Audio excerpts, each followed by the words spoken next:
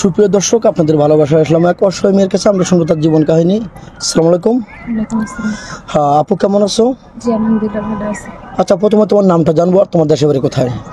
আমার নাম লাবণী আর গ্রামের বাড়ি হচ্ছে জামালপুর সরিষাবাড়ি। জামালপুর সরিষাবাড়ি। তোমার ফ্যামিলিতে কে কে আছেন? মা আর আমরা 3 ভাই বোন। বাবা মার 3 ভাই বোন, বাবা নেই না? কি মৃত নাকি মারা গেছে? হ্যাঁ বাবা মারা গেছে। ও আচ্ছা আচ্ছা। তোমার বয়স তখন কত ছিল? এখন আমার 8 বছর। 8-9 বছর। হ্যাঁ। ও অনেক ছোট ছিল না? আব্বুর কথা মনে পড়ে না? হ্যাঁ পরে। আচ্ছা, আমাদের ক্যামেরার সামনে অ্যাকচুয়ালি কি জন্য আসছো? বিয়ে শাদীর জন্য নাকি আর্থিক সহযোগিতা লাগবে, কোনটা? না, ভালো একটা ছেলে পাইলে বিয়ে শাদী করবো এরকম একটা ডিসিশন নিয়ে আসছি। ও আচ্ছা, বুঝতে পারছি। কেন তোমাদের ওদিকে কি যৌতুক ছাড়া কেউ বিয়ে করতে চায় না? না, আমাদের গ্রামে যৌতুক ছাড়া বিয়ে করে না। ও ঠিক আছে। তো অনেক প্রবাসী ভাই আছে, ভিডিওটা পাবলিক হচ্ছে, দেশ প্রবাস থেকে দেখছে। কোনো প্রবাসী ভাই যদি তোমাকে বাইরে নিয়ে যেতে চান, ওখানে সেটেল করতে চান, তোমার ফ্যামিলি থেকে কোনো বাধা বিঘ্ন আসবে? জি না। ও যেতে দিবে না? হ্যাঁ দিই। আর কোনো প্রবাসী ভাই যদি তোমার বাড়িতে বাড়ি করে থাকতে চায় তোমাদের সাথে নিয়ে, এরকমও কি পারবে? হ্যাঁ পারবো। থাকার জায়গা একটু আছে কি? ঠিক আছে। ও আচ্ছা, তাহলে তো আলহামদুলিল্লাহ। অনেক প্রবাসী ভাই আছে, তার ওই কষ্ট দিয়ে প্রতারণা করে চলে গেছে। অনেক ভাই আছে আরেকটা বিয়ে শাদী করে ওই বাড়িতে থেকে যেতে চায়, তাহলে তোমার জন্য অনেক ভালো হবে, তার জন্য ভালো হবে নাকি? জি।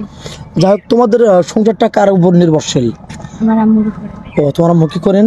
টেলার্সের কাজ করে। ও আচ্ছা আচ্ছা, টেলার্সের কাজ করতেছে না? ওটাতে সংসার চলে না কষ্ট হয়? চলে কোনো রকম। ও আচ্ছা, তুমি পড়াশোনা করেছো? জি।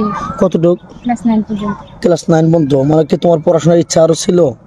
ছিল, কিন্তু আর্থিক অবস্থা খারাপ, তার জন্য। এই জন্য পারোনি, কিন্তু মনে খুবই সাহস ছিল যে তুমি পড়াশোনা করতে পারবে, কিন্তু অর্থ নেই নাকি? জি। আচ্ছা, তোমার সাথের বান্ধবীদের কি বিয়ে হয়েছে? হ্যাঁ হয়েছে।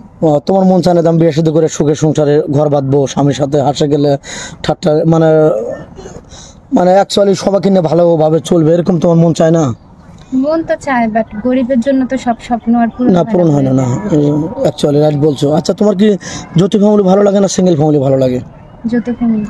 এমনটা কেন? সবাই তো এখনকার শুধু স্বামীকে নিয়ে বিজি, স্বামীকে নিয়ে ব্যস্ত থাকে, তুমি ওর সবাইকে চাচ্ছ, পুরো ফ্যামিলি চাচ্ছ? বললাম তো, সবার স্বপ্ন তো আর এক হয় না। আমি চাই যে আমার ফ্যামিলিতে সবাই থাকবে, শ্বশুর শাশুড়ি ননদ দেবর সবাই থাকবে। আচ্ছা, তোমার একটু ভালো ফ্যামিলিতে আমাদের দ্বারা বিয়ে হলো, তোমাকে যদি কোনো পৌরসভায় বিয়ে করে বাড়িতে রেখে যান শ্বশুর শাশুড়ির কাছে, তুমি কি দুর্বলতার সুযোগ নিয়ে তাদের সাথে খারাপ আচরণ করবে কিনা? আশা করি এরকম কিছু হবে না ইনশাআল্লাহ। আর পরকে লিপ্ত হবে কিনা? সে 2-3 বছর পরে আসে, তোমার তো একটু রূপ যৌবন আছে, তুমি কি এটাকে স্বামীর বিশ্বাসটাকে ধরে রাখতে পারবে নাকি তাকে কষ্ট দেবে? ধরে রাখার, কিন্তু এরকম কিছু হবে না, এটা গ্যারান্টি দিতে পারি। আচ্ছা, যাই হোক, তুমি তো মুসলমান না? নামাজ কালাম তো পড়ো? হ্যাঁ। আর নামাজ কালাম পড়তে হবে, কারণ মুসলমান মানুষ মাত্র মরণশীল। তো যাই হোক, অনেক কথা বলে ফেললাম, কারো জীবন গল্প 2-4-5 মিনিটের মধ্যে শেষ করা যায় না। তো যাই হোক, তোমার কি ফোন নাম্বার আছে? ফোন আছে আদৌ? ফোন নেই আদৌ, কেন নেই? তো যাই হোক, মেয়েটার কোনো ফোন নেই। নেক্সটে আবার আসবো ইনশাল্লাহ। তো কেউ ভিডিও কল দেবেন না, ইউটিউব চ্যানেল কর্তৃপক্ষ নাম্বার দেওয়া থাকবে, কেউ ভিডিও কল দেবেন না।